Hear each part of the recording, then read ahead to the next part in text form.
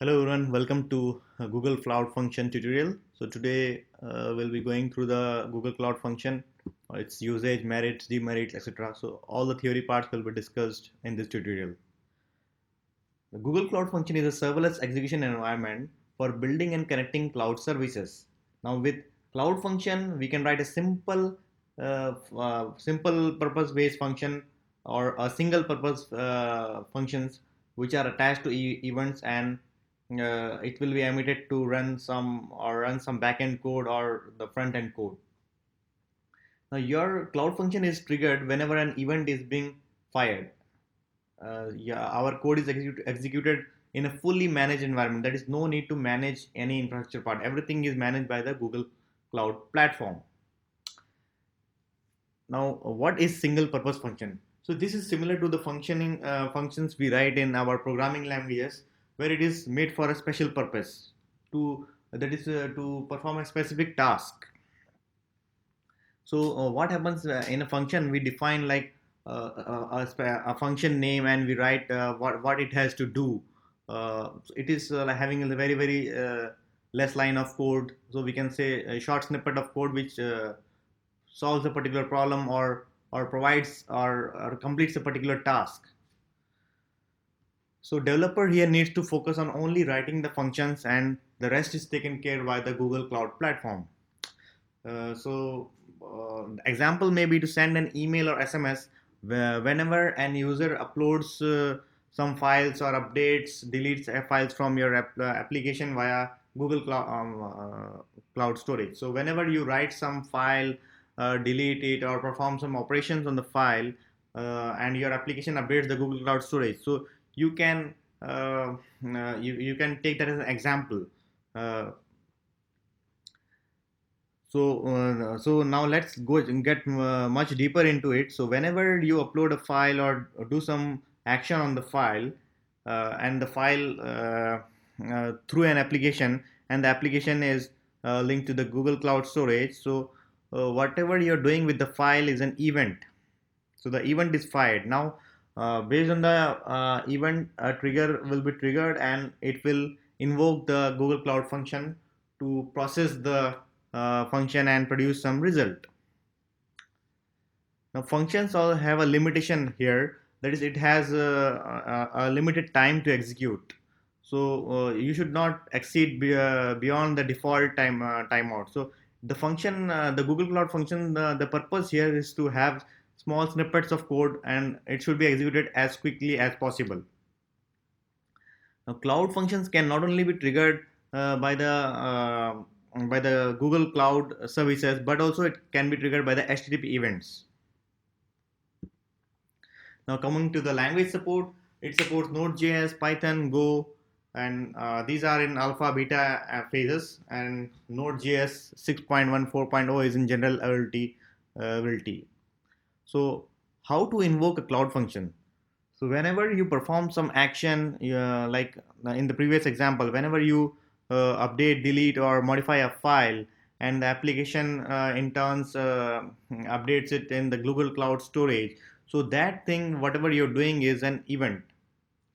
Apart from this, you can also invoke via HTTP invocation, which we will be seeing in the upcoming tutorial in the practical part. Now trigger. So trigger is made up of event plus data of the event. So it gets triggered, and it helps the Google Cloud Function to invoke and perform the required tasks using that function.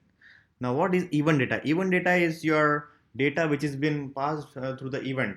So whenever, so in the previous example, like when you were uploading a file, so it has its attributes like the size of the file, date, etc., etc. So all the attributes are called here event data, which is passed to the function again with the event. Now going through the architecture here, so if you see in the image here, the like the uploading or whatever we were doing with the file, that's an event. So it goes through the funnel, and that is the trigger here, and it passes the data and its attribute, which is called event data here, this one.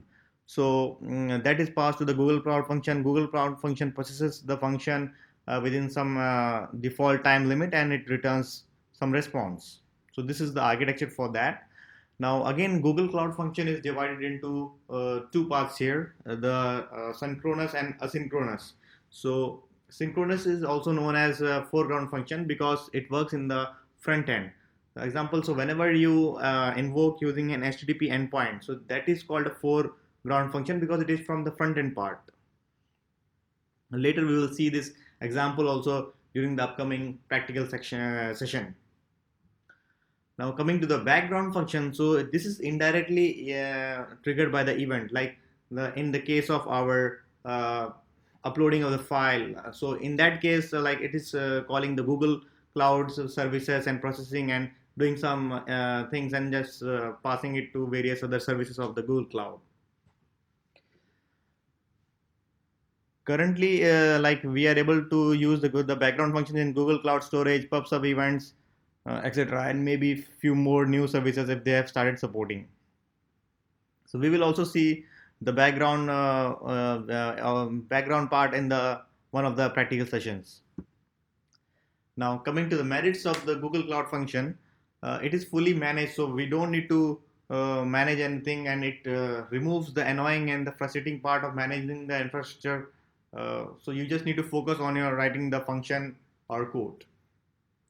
It is compatible with multiple languages as of now, like Java, JavaScript, Python, Go, and maybe in the upcoming future they'll include few more languages.